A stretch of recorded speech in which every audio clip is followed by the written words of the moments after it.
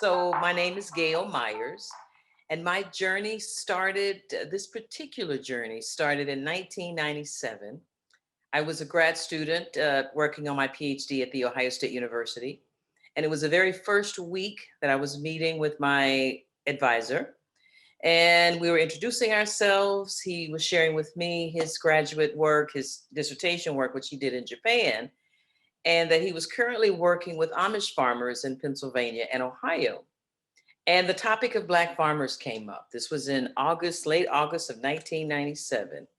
I knew nothing about Black farmers. I knew I heard, like, in my mom's side, when I was 12, we went to Alabama. And so there was a farm. I saw this huge sow about the size of my sofa with all these flies. And I thought, that is not for me. Because I grew up in Daytona Beach. I thought, let me get back to the beach. So I knew that was there in my family's past, but it was so remote from how I could relate to myself in the world. So anyway, after the initial question about what's happening with Black farmers in late August of 97, I left his office because I didn't know anything. And I went directly to the library.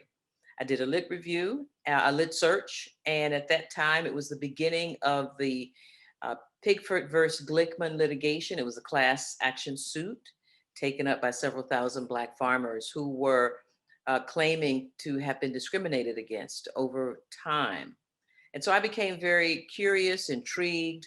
And as I began to interview farmers, my curiosity and my intrigue turned to frustration and in some ways just out anger because they were telling me about their loss of land, their loss of family, loss of life in some cases.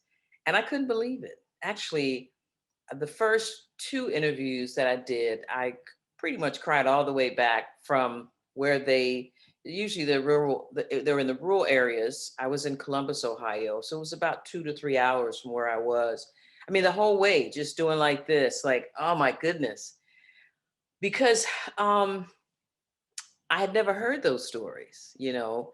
And so I did and another interesting part of this story is that I didn't go to Ohio State to study Black farmers. I'm a cultural anthropologist. So I went to the Ohio State University to go to Ecuador to study a group of Afro Ecuadorians. And so I continued to kind of compile that research as I was doing these interviews with Black farmers. It was about 5 months it was towards actually before the end of the first quarter. And I said, I'm not going to Ecuador.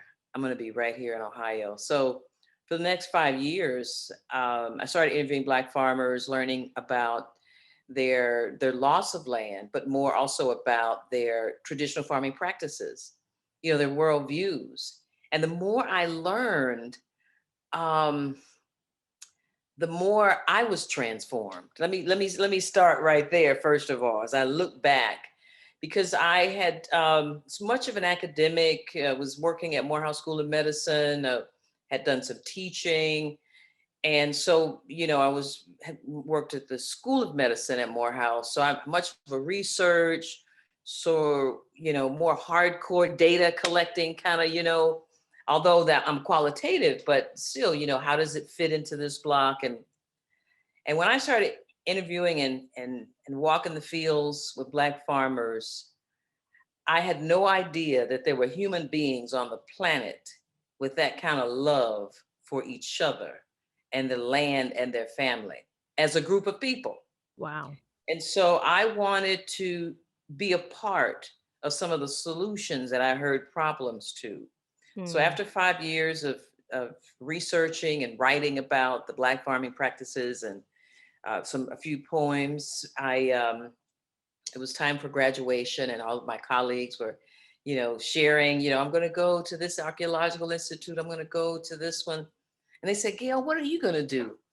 I said, well, I don't know, but I got farms to grow, and I meant that. I meant that as the next step of what I saw this work was about. I had gone through a PhD program, the only Black in my department, the only woman in many of my classes. And I felt like, how dare I get this cute, nice degree, doctor, and go out and live my life, having felt like the other in a lot of my classes. So I'm out in the field with these farmers who oftentimes themselves have felt like the other. There was a certain alignment that I felt. There was a certain way in which I refused to exert and exact that same kind of power, difference, and privilege. And that wasn't that didn't appeal to me at all. What I wanted to do was to be closer to Black farmers and to figure out how I could be a support. So graduated, moved back to Atlanta. I got my master's degree at Georgia State University. So I thought, okay, I'll go back to Atlanta. Hey, it's the South. I know there's Black farmers there. Get a chance to start talking to them and working and seeing how I can, where I could fit in. And when I went back to Atlanta, I started talking to people about sustainable agriculture. This was in 2002. Very few people understood the term at that point. It was about 20 years ago, almost 20 years ago. And so that was what I was sort of pinning my work on. That's how I understood the practices of Black farmers. And so I did, a couple of I went back to the School of Medicine, and eventually I got an assignment to go to San Francisco. A colleague of mine was working out there, and she said, I need your help. I'm pretty good with numbers as well. And she says, I got this short-term gig, and I'd love for you to come out and co-manage this project for me. It was the end of the semester at Morehouse. The students had written all their papers, and I said, let me come on out. What can it hurt, right? So I go to San Francisco, and I start asking people about sustainable agriculture. If you're from the West Coast, you probably know what the answers were, as opposed to in Atlanta asking about sustainable agriculture, who's doing that work. The most common answer was, what is that anyway? Mm-hmm. I go to San Francisco and I ask about sustainable agriculture. They go, oh yeah, well, you need to talk to this person, that person, this person. Moreover, there was a conference around the same time, a sustainable ag conference. I thought, oh my God, this is wonderful. So after the assignment ended, it felt like San Francisco was a place to be. Yeah. So I moved to San Francisco towards the earlier part of 2004 and started talking to Black farmers in California. And lo and behold, they had the same issues and challenges that the Black farmers were having in Ohio and Alabama and Georgia. And so I started one of the farmers that I met when I was in Ohio, Gordon Reed, and I became very good friends. We wrote a grant. We were on the same page about let's do something. Mm. And I remember calling Gordon one day and sharing with him the frustration after I talked to one of the Black farmers that they were dealing with the same thing. And I was quite surprised. I thought, California, as progressive as it is, I thought Black farmers would have everything they needed. Oh, this Right. is going to be, rap. But it wasn't. And so we started Farms to Grow, Gordon Reed and I. And again, out of the frustration of the toil and almost the horrors of Mm. their stories of land loss, of intimidation, white neighbors. When the families would go to church, they would try to come and burn the house down. Several farmers lost homes through fire only to rebuild. Uh, their lakes, their ponds were poisoned so that their animals died. I mean, things it's the most horrendous acts that you can think of, Black farmers had to deal with. And so I just felt like I wanted to do something. So that was September 2004. And so we started Farms to Grow. And I guess the rest is history. Farms to Grow has been the platform that we have organized farmers. We've been advocates, we've been activists, we have been marketing and distribution. We have a Freedom Farmers Market that's going into the 8th year. We had a young chefs program. We work with lots of youth, teaching them the joy of cooking. Mm. But they cooked food that they grew in the garden. So we had a garden program first, and we turned that into a young chefs. We taught for 5 years, a third grade class at Charles Drew Elementary in San Francisco. every Thursday. And there were some remarkable transformations that we saw from the students. The principal would tell us about how the discipline problems were minimized, how the students were reading better. Yeah. And so we knew that was good work. And so, the work now is about, continuing to connect with a lot of groups. When we started in 2004, there were about a handful of Black organizations that were working at the national level like we do. We work all over the country. And thank goodness today, in 2021, there are a whole bunch. Oh yeah. Uh, and that is exactly what has needed. That we all have built on each other's work. We're all Mm. standing on the shoulders of the work that went on before us. And I will say today, there's a lot more resources, there's a lot more hope, there's a lot more folks organizing. There has been a real forward shift, forward movement to more resources, more tangible resources, more substantive resources to Black farmers that have made a big difference. And we're looking at, again, continuing to uh, figure out how we can support other groups and other farmers in creating more generational wealth. So this journey of seeing this film, Rhythms of the Land, actually started in 1997. When I interviewed Mr. William Chambers, at that time he was, I want to 89 or 90.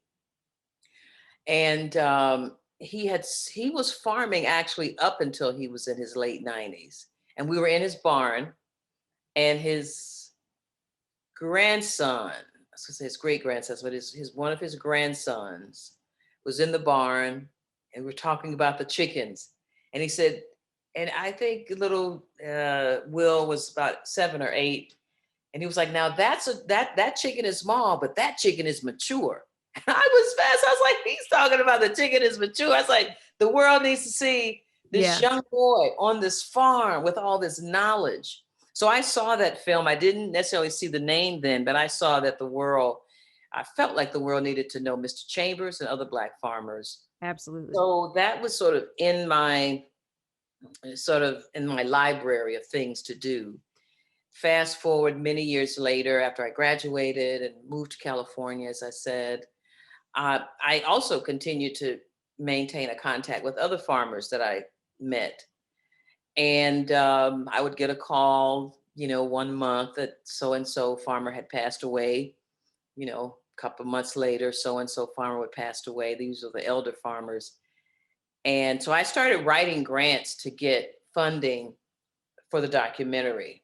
Started searching all kinds of places, and I applied, didn't get anything. And the last call, I don't remember who it was, but the last call I says, I got to get going. So I saved some money. I took 6 weeks off, flew into Atlanta. I had some folks that I guess I had scheduled about 7 or 8 interviews throughout maybe 4 or 5 states. Through the course of that summer tour, I interviewed almost 30 farmers in 10 states. I expected to stay in hotels most of the night, most of those times. I stayed in a hotel twice. I was expecting to, be on the road a lot by myself. I had 2 folks that said, "No, we're going to drive with you." Talk about spirit. Tiffany, I was driving. This is a story that I should have written about when I came out of the field, but it was so overwhelming. So I'm driving, and I hear these voices or these sounds in the back seat, and I mean so seriously that I turned around. But it sounded like they were ancestors that were saying, "You got your elbow in my neck. Move over. Why is your leg on my feet? You got," it felt like I was riding with a car full of ancestors. Literally, I heard them. I think it was in Wow. Mississippi. Um, and boy, it was a hot summer. I had to turn in. It took 2 rental cars because the AC went out, and my phone burned out. It was so hot. It was like 111 in Mississippi. Good But I'm Lord. driving in Mississippi, and I see what looks like someone standing on the road, and I thought, it's hot out here. Why are they standing on the road? But what it did is it made me slow down. As I was slowing down, there was a highway patrolman right to my right, who I did not see, would have probably got a fat ticket. Mm. But the appearance of that mirage made me slow down. I had so many, talk about spiritual experiences. That whole tour was nothing but spirit. People fed me. They would give me food, a bushel of corn I would take to the next farmer. They would give me garlic I would take to the next farmer. Tomatoes I would take to the next farm that I visited. So I shared food. I shared experiences, and it was just incredible. It was a summer of love. I Mm. met so many loving folks in North Carolina, Texas, Louisiana, Arkansas, Mississippi, Tennessee, North and South Carolina, Georgia, Florida. It was the most remarkable. It changed me. Um, so I came back out of the field, and I totally expected to have this film done by 2013. As a matter of fact, when you see, because I went and I did a little iMovie trailer, edited it myself. I was radio TV when I was in the Air Force, so I know how Okay. to. She's I like, I know can my way do this. around editing and the DJ stuff. So I was like, oh, I can knock this out. iMovie, Yeah. and it says 2013. Well, that didn't happen, obviously. But what did happen that year, and I'm really proud to say the choice that I made was a good one. We had a community of residents, a restaurant owner in West Oakland that wanted to start a Black farmers market. They knew that Farms to Grow worked with Black farmers, so they came to us and they said, "Can you help us start a farmers market?" So we did a survey in this community, made sure that they were gonna be Yeah. interested in it, that they would spend the money. We went down to Fresno, which is where the African American Farmers of California Association is, so we could talk to the farmers. They said that sounds like a good idea. Mm. They came to Oakland, and it was on the parking lot of a Brother's Kitchen, which is a soul food restaurant owned by a guy called Ken Shandy. And so I there was a choice: freedom or rhythms. Mm. I chose freedom because that market was so important. So we started the farmers market, and it's going really well. There were so but after the farmers market started, I think maybe 2015 or 16, I started another fundraiser. I was like, okay, we got the market up. Maybe I can fundraise for the film. We made a little bit of money, enough that I could actually pay a real editor Yeah. to edit the trailer. Got you. So we had a new trailer up there, an effort to raise money. But then there was always the work of Farms to Grow. So COVID hit 2020. A lot of stuff slowed down. Certainly after the death of George Floyd, a lot of eyes were open. A lot of folks started saying, what can I do? This is Yeah. really Yeah. not right. So we had folks reach out to us to see how they could support us, as did a lot of our Black organizations get resources. So I had this one woman, she called me. She sent me a text message at first. She said, no, she called me and left a voicemail message. She said, this film needs to happen. How much do you need for it? And I Uh-huh. thought, oh, what a nice question. Okay. That's a question. That's a real So we question. finally talked face to, on the phone, and I gave her an amount, and she says, "Well, I can't give you that, but I do want to, give something that we can use as maybe leverage for fundraising." So she donated 40,000 for our first Wow. match. Okay. So as a result of that, we had something tangible. We organized a post production. Elaine Smith, who's our executive director at Farms to Grow, with her brilliant self, helped us organize the post production team. So we got a post production team of about 15 people. Okay. And so now we've raised some money. We've got an editor group out of LA. I'm working on raising more money to finalize paying our musician who's going to score it, Eric Lewis, who's phenomenal. And so the film is going to be screened October 2021. All right. A film that started In 1997. Come in on my now. eye in 1997. It's It finally needed to, it needed to percolate for a while. It needed to percolate for a while. It needed to go through a couple filters. And it's funny because it's like timing is essentially everything when it comes to these types of moments. And the larger discussion around African American foodways, around Black farming, around the Black hands in American cuisine. It's such a large conversation right now. And it was just like in 1997, 2003, like all of those moments were definitely pushing it to this point, but it was like their ears aren't open for it yet. right. It Just wasn't wait. ready. It It wasn't wasn't time. ready. It wasn't time. I People were not remember, receptive for it. And I think this is that moment not at though. all. They didn't understand the missing pieces of this farming narrative. Yeah. And now eyes are wide open in that Black farmers have a particular agrarian story that's part of an American Exactly. landscape, an American agricultural landscape, an American economic development landscape. And no one, it's our story to tell, first of Yeah. all, but we didn't see a lot of examples. I love Charlene Gilbert did the story Homecoming. Mm-hmm. I actually used her film when I taught my class on Black farmers at Denison University back in the late 90s. But there's not a lot. It's a No. very small footprint. So rhythms, will be, and it's interesting. I actually use a lot of Jessica Harris's work, High on the Hog. I love that book Oh, so around good. the culinary history and the foodways. And so even her wonderful book still didn't have the kind of acclaim when it came out that it has. Exactly. That it has now. So you're right. Timing is everything. Yeah. It was almost not quite 10 years, but it is the right time Time it is, during it this. really is. And you can feel it, like there's a moment right now, like a real, when people want this shift to happen very quickly, and I'm like, but shifts always happen in the spiritual plane first.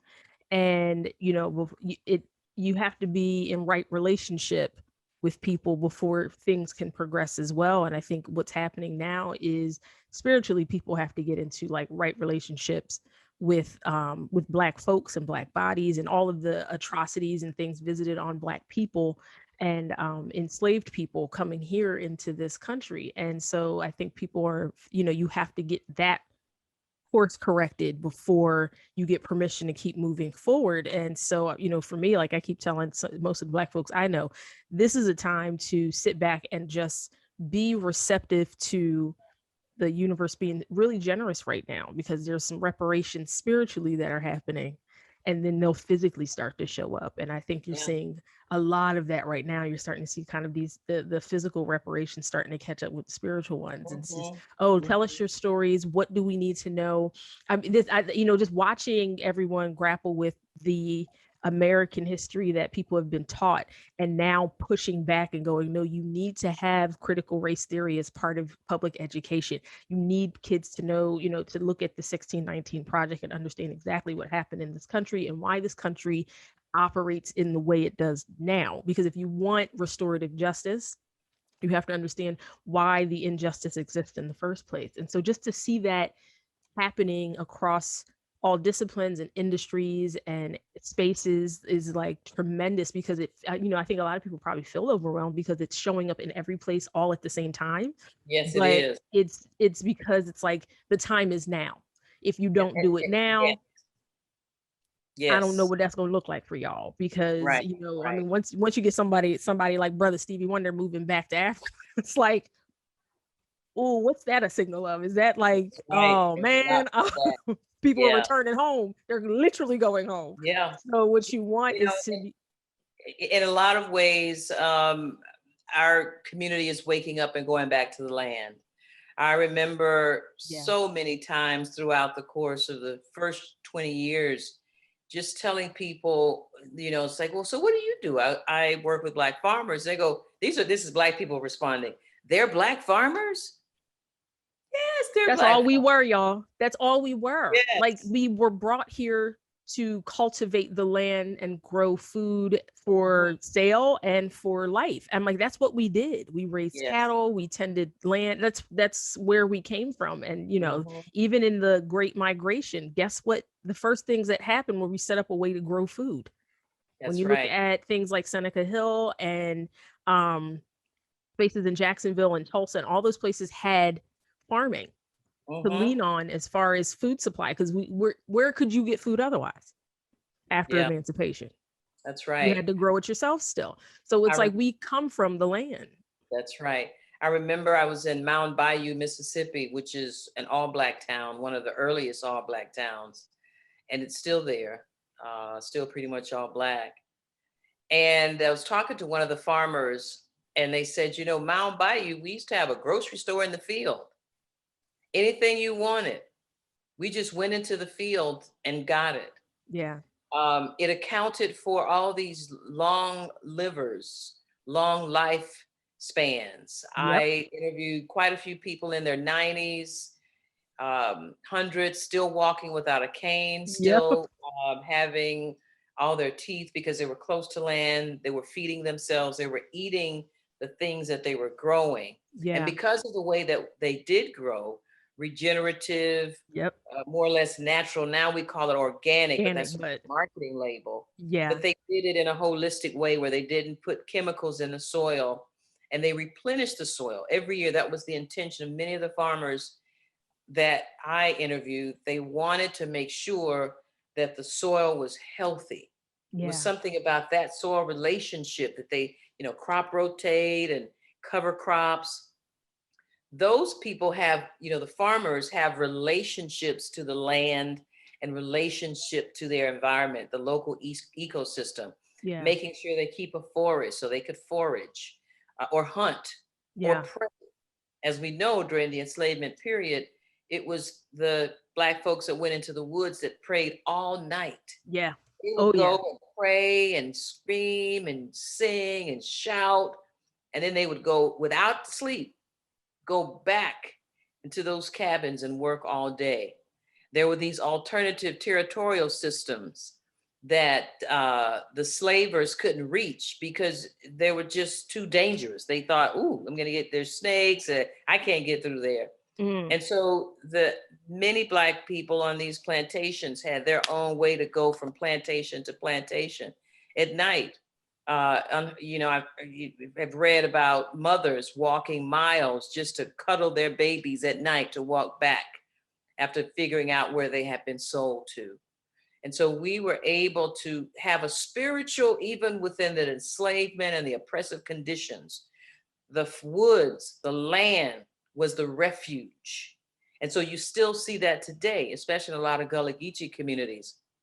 They have the praise house in the woods, a church in the woods, a little small building in the woods.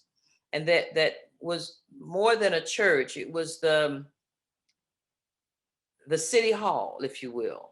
It was where the elders all sat and they met. And if there was a community conflict, it would be settled right then. Yeah. And then they would leave the little, the praise house, and they would go into the woods, which were surrounding the praise house, and shout and pray. Um, and so we are very, very connected. We're land based people, not a lot of meat eating tradition unless it's fish. Yeah. Even with all the cattle, Africans don't eat a lot of meat.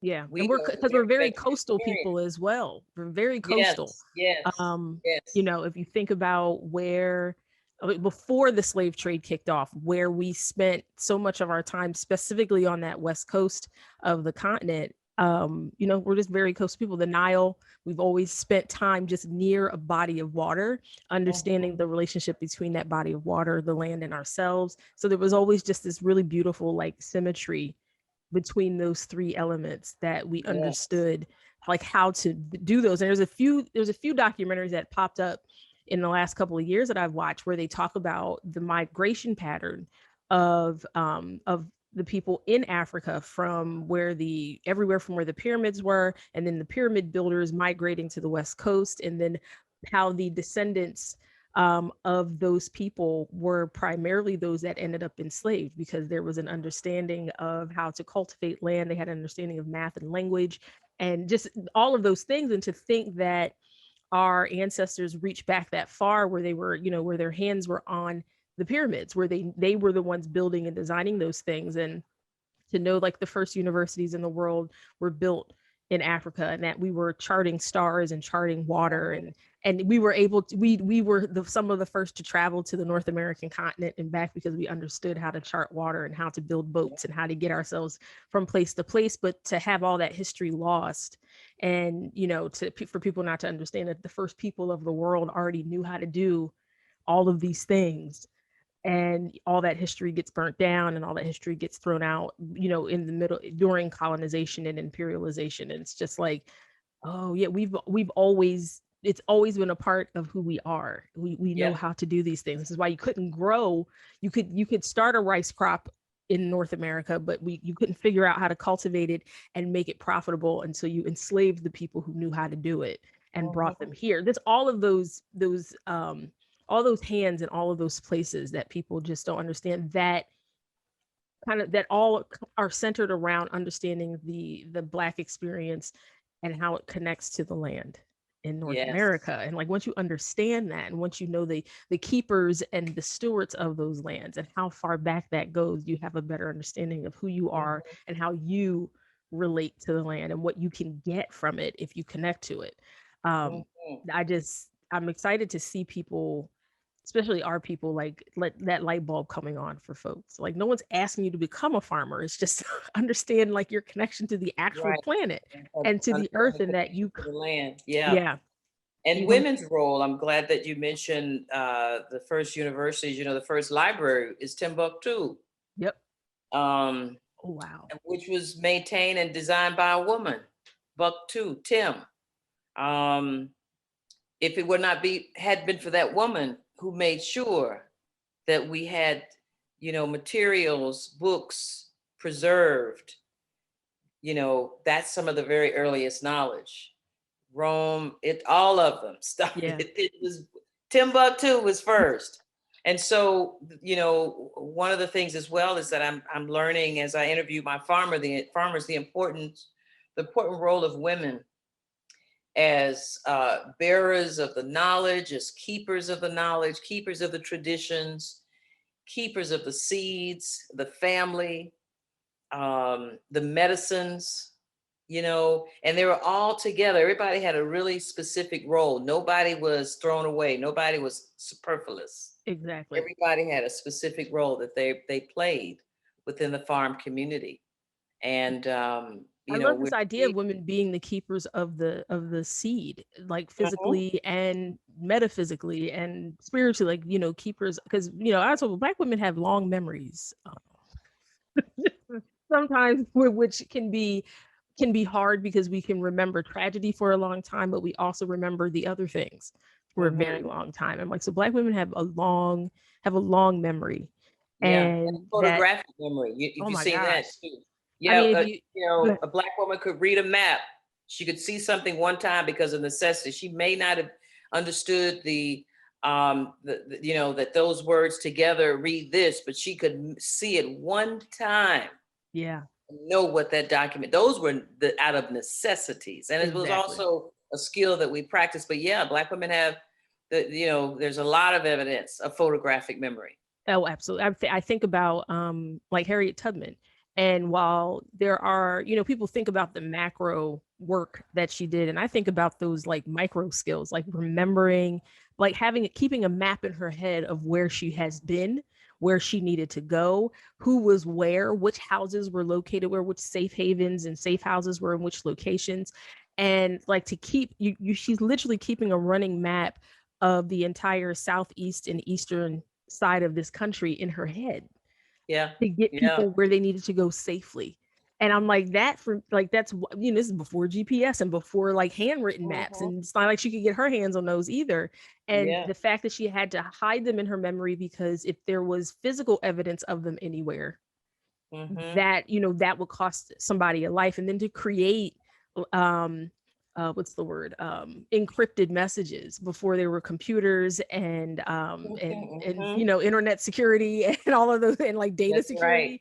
Like she had this amount, she knew who was going and what people looked like and where she needed to pick them up, and to have an entire network of people that she was keeping track of that were helping her. Like people just kind of discount the computer that was in Yes. her head to manage that, because think about, I told, think about what that would look like right now, and how many bodies would be hired and paid for in order to get that to work now. Like what your IT department would look like, what the GPS and mapping department would look like, if there was an application team that was reviewing applications and people trying to get free, like all of those people would have, she'd have a whole company running under her to keep this Right. underground railroad operational. And this Mhm. was all there. Mhm. And she And was she could read the stars. I mean, she oh, followed the dippers. just You know, she was she was a in that was phenomenal woman. I just, you know, and for me, I tell people like Black women have that built in. It's when it's activated that you start to see it. And it just Mhm. depends on who activates it and what activates it. And because like even Winnie Mandela, like I mean Nelson Mandela spent most of his time in prison, and she ran that whole Yes, she deal did. the Kept whole it time. going. So Mhm. it's like she kept that Yep. going for the bulk of the time he was in prison. When he got Mhm. out, it was like kind of winding down, because the fact that he got out was the signal that the work she had done while he was in was effective. Mhm. And so for you know, just all of those things, and I'm just like, y'all, yeah, if you want this to go, Black women need to have a very large voice in whatever you're trying to do. I just at this point, like I'm excited to see that a lot of these a lot of films, a lot of content that are being created to capture history and to capture stories are being headed by women, by Black women specifically, because I think Mhm. we Yep. are excellent Yep. A at, lot of the leaders of our organizing groups are Black women. yeah, Actually, I've had two elderly gentlemen comment on that, and they said, "Well, wow, the women they're doing it. They really are." yeah, And most recently, someone said, "He's like, have you noticed that all the organizers, the women are women?" And yeah. his question was, "Well, where are the men?" Hey, we ask that question too sometimes. It's like, well, sometimes Yeah. people don't take instructions, and that's part of the Mhm. reason why this gets challenging. Um, you were talking about the premiering the film in October. Give me some details on that, because I would love. I mean, October is coming. That is our projected date. Okay, We released the material to the editors. I think they got it in March, okay, maybe February. We're waiting for. So we have the individual interviews, so we're editing each individual interview, and so we're expecting that the earliest will be October. But okay. we'll also come out of this, Stephanie, is that even though we'll have a hopefully an hour to more length of a documentary, these individual interviews, the full length of them that won't get into the documentary, will have their own place. We're Mm, looking at a multimedia opportunity to share these either on a traveling exhibit through a bus, in some ways to archive them so that they can see these interviews of Miss Isafine. When I interviewed her, she was 109. ooh, wow, And wow. she tells the story of when she was young, her and her friend, her father, they had a farm and he had a peach tree. And he gave them a bucket of peaches one time. And they walked 4 miles, she and her friend, to sell those peaches. And Come they on brought now. them a hat. They walked back and brought him a hat. And she just tickles and her stories. And my Aunt Rose, who was 98 at the initial when I first started these interviews. And then, so I interviewed up until she was in her hundreds. And she passed away at 103. She tells this wonderful story. She had her own garden until she was 90. Wow. And the doctor was afraid that she would fall over, and he kept telling her not to garden. And one of her nephews, while she was out of town, came in and took her garden out. She was so upset. And he asked him why. He said, because the doctor didn't want you to hurt yourself. So that was the last time they took her garden out. but she was still trying to fish in her 90s. My grandfather still fish, crabs, all the things. Still out Everything, here yeah. catching. He is going to be 93, and Really? he is still out here. I last time I saw him, he was in his little like covered patio in gardening, moving his pots and plants and Yes. stuff. He planted a garden when he retired, and he was in his 70s at that point. He was like, I'm gonna plant this garden now. And I'm just like, do you, man? I mean, seriously, like my grandmother will be 90 in a week. And so she's like, I'm so glad I can still drive myself wherever I want to go. And I'm like, That's don't mess with right. these Black people in their 90s. That's right. They will outrun you every Yes, the single time. people, you'll see that the people that been able to stay close to the land Yes. in some capacity Mm-hmm. are happier, they're healthier. Oh, I mean, absolutely. it's not perfect, but there's the contentment that gets, I think, comes through being able to understand the most important piece of life to Yeah. me is your Yeah. family, taking care of your health and your community and the land. Absolutely. You know, Absolutely. they see their role as stewards of the land, and that brings them joy. It's a very purposeful life, It and it's a is. very important life. It's a spiritual life, and they know the power of the land. Many Yeah. people who aren't farmers, I started gardening about 8 years ago as a result of all these interviews and these farmers like, I want to grow something. Yes, And there's something that happens. I don't know if you've ever grown anything, Tiffany, I when you see have. it coming from a seed. Yeah. They talk about spiritual and magical. Oh, My grandmother had a garden. We grew up one block from each other in Daytona Beach, and I would ride my bike to over her house, and she had chickens and all kinds of greens. And when I was a kid, I didn't think nothing of it. I thought, oh, that's nice. All of her friends had gardens. But what I did remember was when I left my street, we lived on the corner, and I went to her street, Garden Street, about two houses down. One of her friends had a sugarcane patch, mm. and I would get some sugar cane from there, and I'd walk up a little bit more. If I wasn't on my bike, I'm walking, and even on my bike, I'd put it aside. Pretty soon up the street, another one of her friends had plum tree. Mm. Then when I get to my grandma's house, Like I didn't collected she all had this food. something. And so I took that for granted. I totally thought that everybody grew food. So when I Wow. moved, my grandmother passed on, and I moved out into the world, didn't see that. But when I started my garden, and even recently during COVID, I had to dig. It was the frustration. I dug out the grass in a yard that I was staying, brought in some soil and planted. I had to grow something. Me connecting to the soil in that way connected me to my grandmother, because I was able to almost, when I touched the soil, I felt like I could touch her. There was a part of her memory, her essence that I experienced as being a part of the soil, as connecting to the seeds. And so that relationship, I think farmers, they get it. Yeah. They're out there on the tractors, they're walking the field, they're seeing the fence line, and they know something special. And I think that is the most beautiful thing, because they exude that.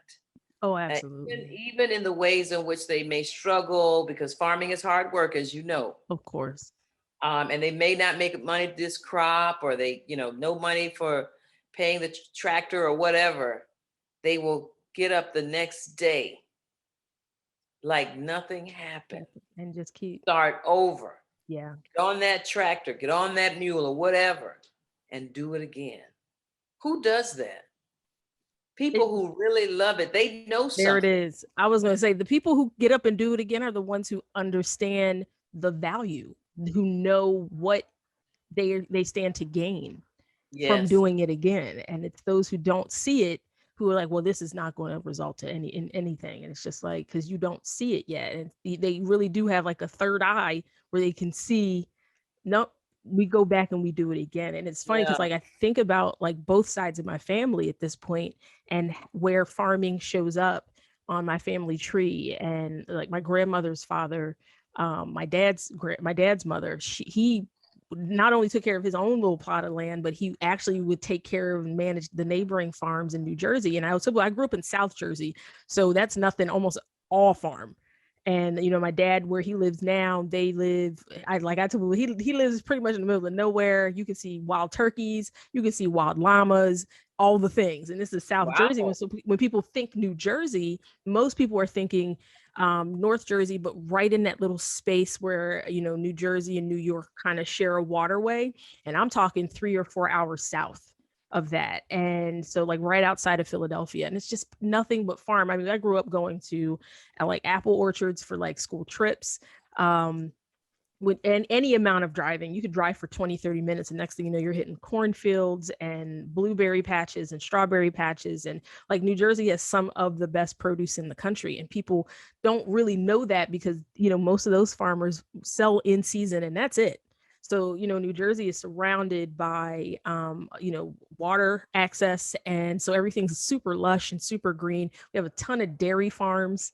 And so I remember driving to my great grandmother's house, and the smell, there was always this moment where the smell would change, and all of a sudden it was like, "Whoo, okay, we are hitting all of the dairy farms right now." And that was about Yeah. 10 minutes from her house, and her little tiny house, it was across the street from a farm.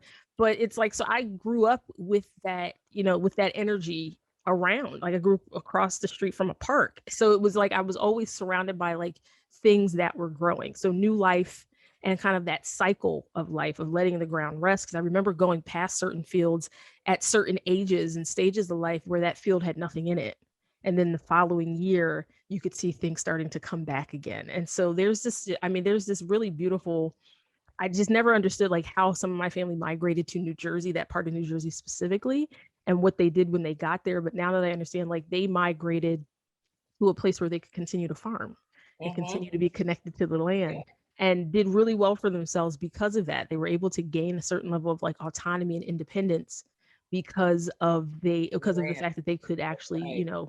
use Yep. their agrarian practices to create a life for themselves. And so Mhm.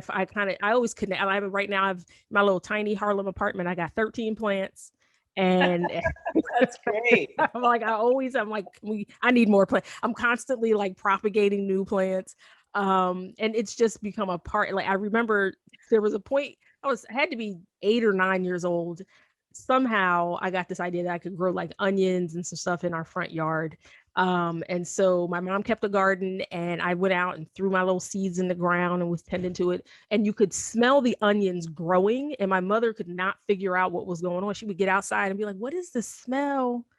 What is going on?" And so eventually they started to sprout, and my dad saw them and was like, "What are these?" So when they dug them up, I was like, "Those are my onions. These are my plants." So yes, I have always been that kid who wanted to get her hands in the dirt. Every time I move to a new city, I find the local farmers market.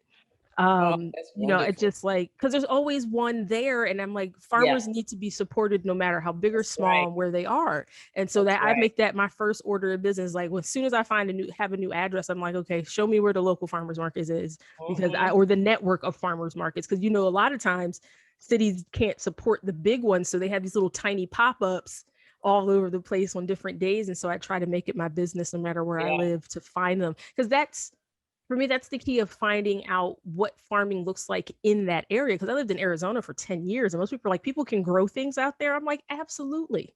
Arizona has Mhm. a million different little microclimates. And so you can grow a ton of stuff in Arizona. Yeah. And you wouldn't know it though if you just go to the grocery store. You have to go to the farmers markets there to know exactly what's growing locally, and to try to, and I always try to like eat to the local and seasonal, which Mhm. is like, Mhm. part of my, That's healthier. it We're is. eating local soil microbes. We're Yep, eating the food that we need in the wintertime. That's fortifying us with beta carotene. We're eating the exactly. food in the summer, like watermelon and all the red stuff that we need for reproduction. That's fortifying us in the summertime. When you eat in season Yep, and you eat local, that's how these folks are living to be 190 exactly. years old. Come on They're not now. eating food that, my mom, I think I've got a watermelon somewhere. I had a taste for watermelon. It was during the winter. My mom, grew up on a farm, but she doesn't like it. It was they were tenant farmers. Like, My grandmother's second husband. Um, And so I brought the watermelon in, and she says, "Oh, that watermelon is not going to be sweet." I was like, "I don't know. It's Florida. We're down in Florida." I was like, She was "She's like, like, you don't eat watermelons in December. not in December. That's not." I was like, "Oh, mom," and lo and behold, She was like, I promise you it's not it gonna was be what not you think. sweet. And those are certain things that they just knew. Yeah. Like what you eat in the summertime, what you eat together. Um, it just it promoted long life. It promoted the compatibility, planting companion plants. And here's a thought too, that when people get a seed or get a plant without the history of what you eat with it and why you eat it with it and when, it's so out of context. People will order some seeds from somewhere, and I'll ask a question. I said, "Well, what do you know?" Say, "So you ordered some seeds from Korea. Do you know what they plant with that I particular mean, lettuce? What's next to that, and why do they plant that, and what do they eat with it?" One part of the lettuce, it might be bitter, and you need something to ease the enzymes in the digestive system. Over time, the plants have evolved with us. People have planted what works for the environment and work for their diet. yeah. So if you get a seed that is totally removed from the local context, it's an isolated almost experiment. Yeah. Unless you know what you got the local environment and see what else is growing with that. Absolutely. And it's, that idea of, and some people try to force certain crops as well. And I'm just like, that won't grow here. So stop trying to make it grow here. I know. They're like, oh, I can't get Yeah. that to come up. I'm like, because it doesn't want to. So like cut that out. And yet to that, like to even that seasonal conversation I have with most people at some point. And it could be absolute strangers in grocery stores at this point. And I'm just like, why are you buying these strawberries in October? Huh? Well, they grow them. Just because something grows doesn't mean it should be growing right now. First of all, second of all, it's for its aesthetics. Like those strawberries are going to be red only on the outside because they're not supposed to be doing anything right now. It's supposed to be dormant in October. So I don't know what you're doing. So you're going to buy these strawberries. You're going to get them home. You're going to bite into them. They're going to be terrible. Be Mm-hmm. hard. They're not going to be tender. They're just going to be, you're going to be mad that you bought these. Yeah. And the second thing is, do you know how much money you paying for strawberries in October? Can you just wait till Yeah. till April and wait until they're Mm-hmm. $2.99 They're for a pint? Like, can you wait? juicy, so sweet. Just they're smaller, Oh, so they're very perfect. nutritious. And And that's the I've other been, thing that farmers understand. They yeah, know when you eat the food, when it's time yep, to eat a certain food, and yeah. when it's not. And And there's just some I just feel like beautiful some of these climate challenges we qualities. have could a lot of it could be solved with a conversation about what to eat and when to eat and how to grow it. And just, Mhm. because we know that much commercial farming that happens, commercial food production that happens in this country, it just has degraded the land so much Mhm. that of course if you put a ton of cows together and there's all this methane gas and you can't offset it with healthy crops growing that can pull that CO2 out of the air and reproduce oxygen. Like if you look at the balance and how these farms are built out, you have an overabundance of one thing and nothing else on the other side to counterbalance it. Yeah, you can grow these animals for Mhm. food if you're also growing crops around them and Alongside creating of, green yeah. spaces around them And to offset. that's a beauty of also being on a Black farm. It's a closed loop system in that Hmm. everything is going back to the farm. Yeah. It's composted. You don't have 1,000 head of cattle. You have enough so that you can get rid of that manure. They can graze. They can provide milk Yep. and other kinds of materials. But you using an integrated system, Yep. and everything goes back into that loop. It's a Exactly. closed loop. Except the bigger farm, you can't close the loop because you got to do like get rid of that waste. Yep. The soil's not healthy, the community's not healthy, and that horrible stench of all the methane gas and all that urine in all the other waste That within you that can't do confined anything with. environment. It's just not healthy for anything in the environment to breathe. No. No. And I just, yeah. a lot of conversations need to be had around like how we grow and produce food And and it's what that inhumane, means. not to Yeah. mention. I mean, and that's me. I'm like, out of everything else, just the way you treat a living being, even if you're growing. I mean, because for me, I feel like there is a symbiotic relationship between animals and humans that are necessary. Like husbandry is necessary to keep Mhm. animals healthy as well. Like animals should why are they going to, they're not going to live to be 90 years old. Like that cow's not going to live to be 90. They live, they produce new life, and they know like there's a job to do in our The ecosystem. environment, yes, And uh-huh. so, like if other carnivores in the world do the same thing, but they don't overeat, lions don't overeat, predators don't overeat, they No, know when it's time, they eat what right. they need to eat, and then they move on. And so if human beings had that same understanding of there's a time and place for this, but there is a time and place for this, like there's, we just let them all live. Okay. And then what?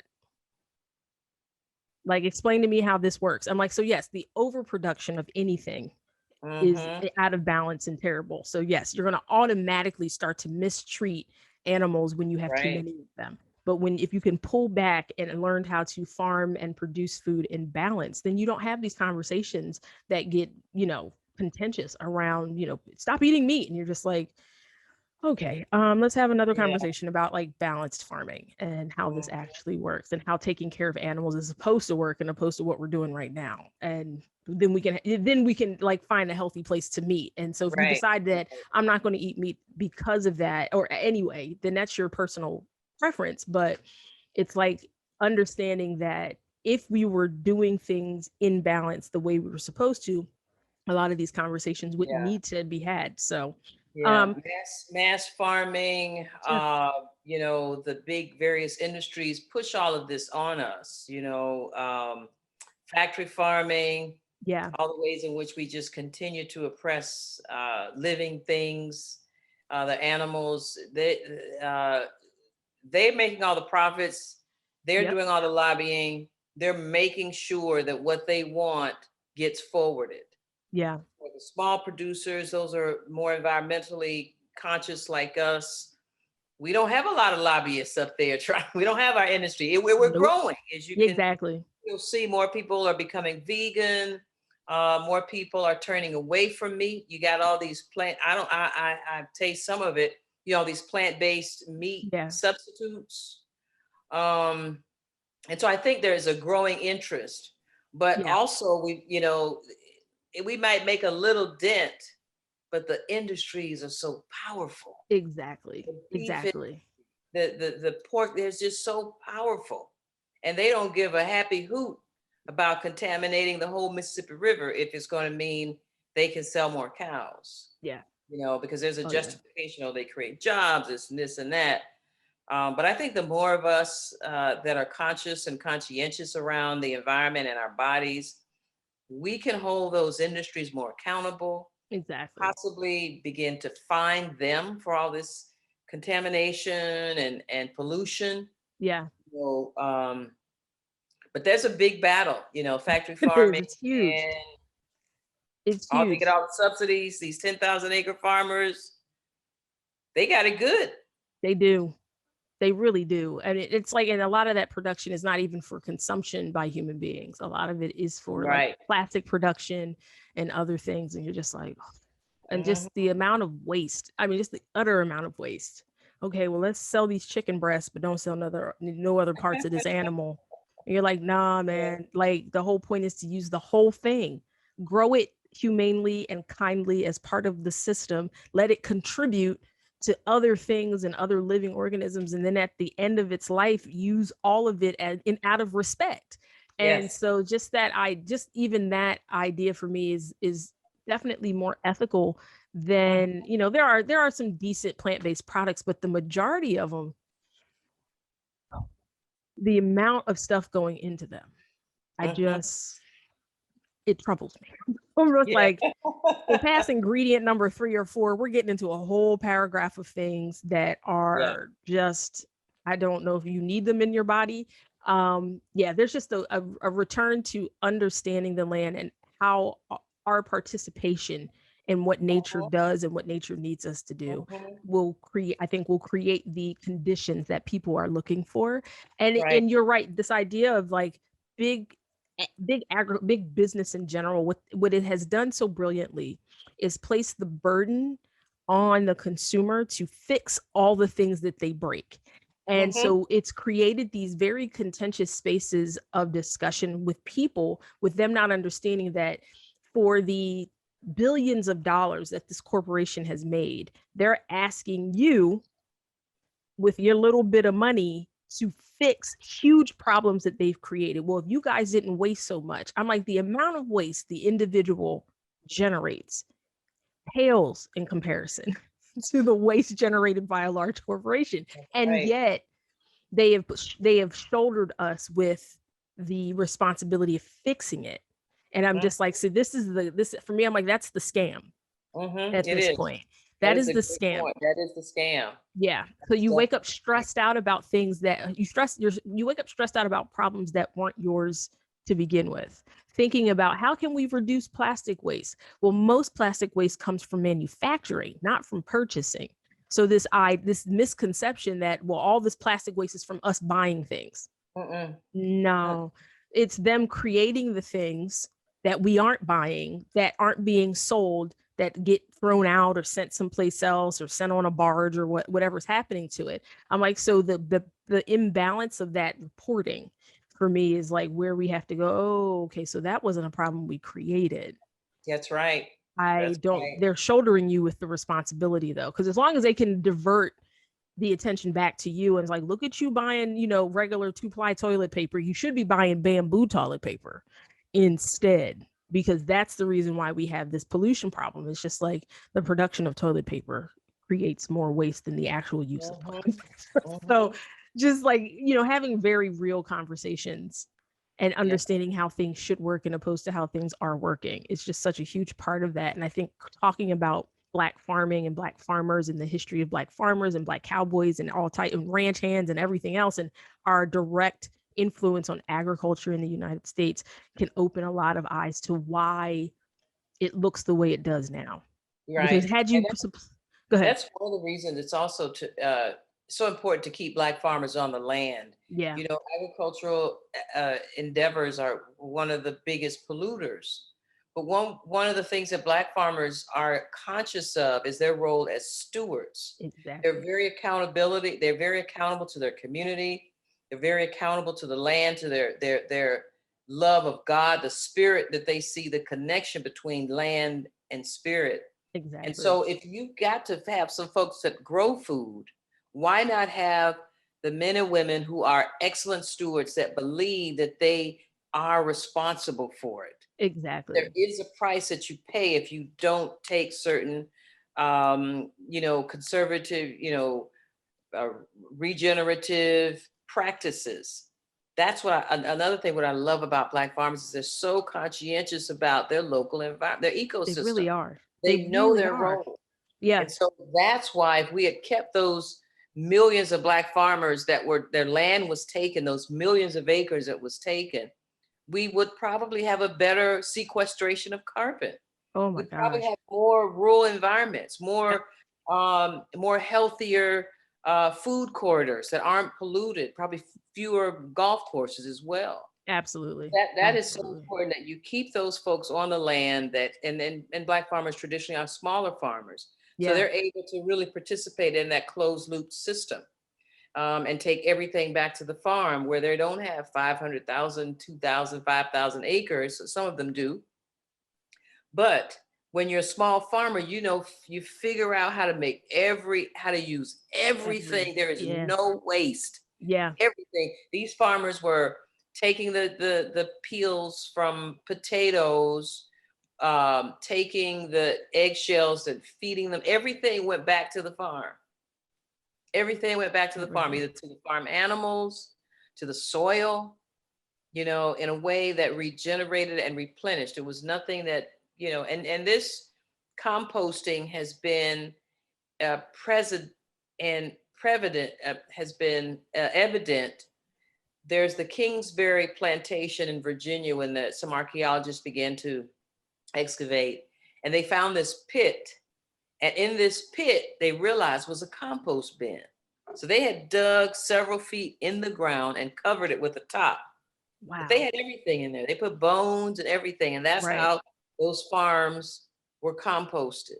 So we know hundreds of years ago, Black farmers, Black growers have been composting, have been doing the most to Yeah. make sure they can take care of the soil and haven't been wasting a thing. Nothing went to the trash can. First of all, it was out of necessity. But the other part was out of just a worldview. Yeah. And if we learn how to not waste anything, I see it when I'm around elders. I have a friend of mine who's an elder, and we were both working on our PhD, and she came to visit me in Atlanta one time. And we both look at, I got the stuff in the refrigerator. I look in the refrigerator, I go, I don't see anything. She looks in the refrigerator. We have a feast. Before Oh, you know it, we come got on like 2 here. items That from was leftover stuff she saw in the refrigerator that I didn't see. that you didn't I see. I mean, we mean, had, oh man, oh my God, it was like, and it tasted so good, yep. right? Yeah. People, They, and I just learned from my grandmother and all the elders is like they didn't waste anything. They knew how to make a big old pot of soup out of one or two things. my You might grandmother used to my grandmother used to call it stuff majig. And it was what you like call it? she called it stuff majig. Stuff machine. And it was like, don't ask her what it was, don't ask her what was in there. It was It stuff was a machine. combination of little dribs and drabs of everything. It was always And it delicious. was good. And it was good. They know how to season it, Nope. and we had leftovers. Leftovers. Had the nerve to have leftovers. Went in there, you went in there and was like, I don't know, there ain't much in here. And then Well, they there's had that. the She said, nerve. well, put this on this, Yep. and then we're gonna put that on that. And so when we sit down, I go, you saw all of this in the All of refrigerator. this in there.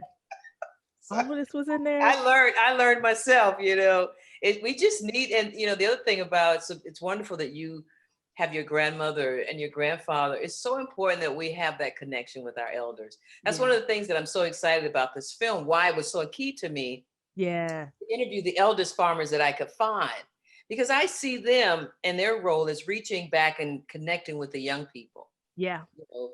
The greats that are 8 years old to 18 to 28, those generational connections Oh.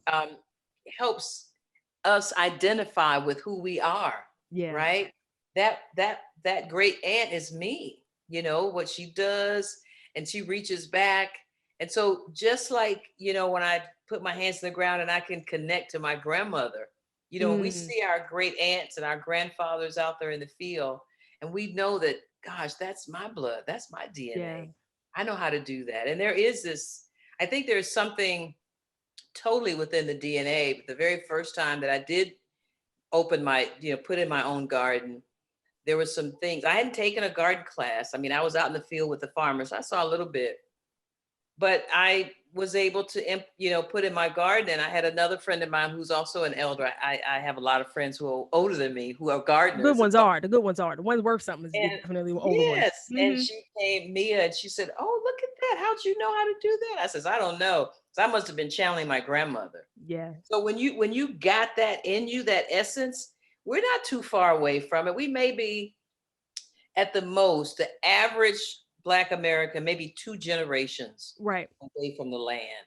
Because many of us were still on the farm in the 50s and 60s, right? Yep. Or knew of a relative that was still like that you visited frequently. Because I know like my parents farm to go back to exactly. In the summers. My sisters went in the summers. I always had a job, or I was like, I can't go. I was working at 12. I was like, you stink out there. Exactly. But now I wish that I had stayed and spent the summers on that farm. I really do. I know I missed it, but what I know I did when I went to film Rhythms, I found more of my family's farm story. Nice. So I guess I'm trying to retrieve some of what I missed. Right. But I feel pretty good that what I learned over the 6 weeks of touring in the summer of 2012 was good. It was good. Yeah. Now for before this goes into hour 2, how can we support you right now, support the film, since we know like October still is a Well, bit there's of a a way couple of off? things that you can do. Certainly, we still have a bit of a fundraiser on GoFundMe. Okay. So if you're so inclined to go to the GoFundMe Rhythms of the Land. Um, but I would also suggest that supporting me, supporting my work is really about supporting a Black farmer. If you're in a community and you see Black farmers at a farmer's market or any opportunity that you can, even if they're, women who are who sell flowers, because that's what a lot of Black women did even before. I think you may have seen this. There's a woman that wrote the book. Oh gosh, Abra Lee. It's coming out next year, and it's about horticulture. And she did a presentation for our Ear to the Ground series, where she talked about Black women in horticulture and how we grew flowers, how we were the Yeah. earliest flower vendors um, in Washington. And Mm, so, if you see a Black vendor or a Black farmer, support that Black farmer, because that's a really our work at Farms to Grow. I think my whole body of work as an individual on this planet today is really about making sure that we can hug and embrace and take care of our Black farmers. yeah. They have been just disenfranchised, dogged out, kicked to the curb, disrespected, no dignity.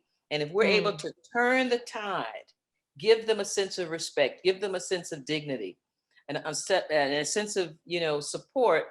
When Rhythms of the Land comes out to theaters, it'll be another reason to support, but it'll be the continuum of realizing that there's such an important role to support Black farmers and everybody, every demographic. The Black farming story is America's story. period. It is a story that is hardly told, but I will tell you that America would not be where it is if it were not for the Black hands. Done. I Built mean, on period. facts. So when we start talking about, when we open that can of worms, and we are automatically respecting and recognizing the role that Black farmers have played. And so I would just ask that people continue to support Black farmers. I'd like to send you an announcement. Farms to Grow is providing technical Please. assistance to Black farmers under the CARES Act and the American Rescue Plan. So if you're interested in applying there's 3 grant opportunities: a farmers market promotion, local market promotion, and regional food systems partnership. Farms to Grow will help TA you and help you apply for those funds. So we Okay. got to get our work is with Black farmers. We got to get more Black farmers, getting more greater market share, getting into institutions. Yeah. Um, Oftentimes, you see this, we got a hairdresser, we got a mechanic. We ought to have a Black farmer. We ought to have a Done. farmer that we can pick up and call, knowing watermelon season, knowing strawberry season, knowing, the Crowder peas are coming up. Yeah. Um, be there, Yeah. expecting to support. And that's certainly what I would suggest. Yeah, just keep All right. supporting Black farmers. Well, thank you. I mean, this was I'm always blown away and humbled when I interview people because I'm just like, I apparently am not doing enough. I mean, I am. It's like I don't feel like I'm doing enough at this point. I should be doing more. But thank you so much It's for been a just. pleasure, Tiffany. I look I forward appreciate to you. sharing some of the footage from the film at Please. some point. I'd love to come back if you'll have me. Absolutely, absolutely. And we'll keep an eye on. And does the film have its own website with like where Yes, we can it's get updates? www.rhythmsoftheland.com. Okay, and that'll go on the Afros and Knives website as well because I will be keeping an eye. It's October, so you know what's wild? My brother is supposed to be getting. I won't say supposed. That's gonna be disrespectful. My brother's getting married. He's planning on getting married in October. So, and I lived. He's still in Arizona. So I can if those times work out, I would love to be there in person for that premiere for sure because I will be on that side of the country anyway. Okay. So Okay. I will be in touch about doing all of that. But I look forward to like And its we're going to release. tour just like the film when I was in the Southern states. We're going to tour the Southern states. We're going to Okay. go back to the locations where the farmers are still alive and share it within their community centers and their churches They'll so love it. that they can be honored in their hometowns as representative of the Black farming story.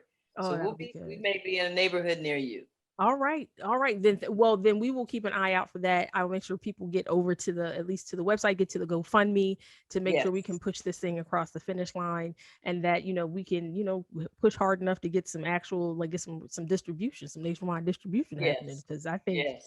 is And this we actually, with regard to fundraisers, if you got viewers that can just write a check for 5,000, we still are about 15,000 away from what we need to shore up Eric Lewis for the score.